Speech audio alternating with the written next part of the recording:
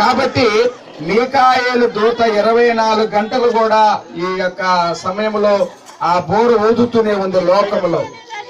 ఆ శబ్దం ఎవరైతే వింటారో ఆ శబ్దం విన్నటువంటి వారి లోకాన్ని విడిచిపెట్టి వెళతారు.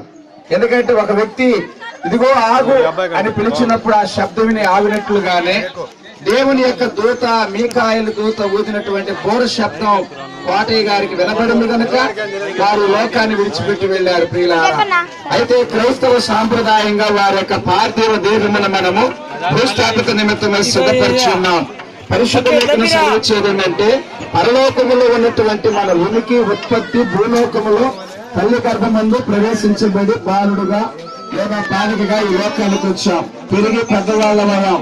పెద్దవాళ్ళైనటువంటి సందర్భాల్లో పాప క్షమాపణ, మారు మనసు పొంది బాప్తిసం తీసుకొని ప్రభురాత్రి సంస్కారారాధనలో పాల్గొని ఆయన పాత్రలో చేపట్టి జీవించిన వారు నీతిమంతులుగా ఉన్నారు.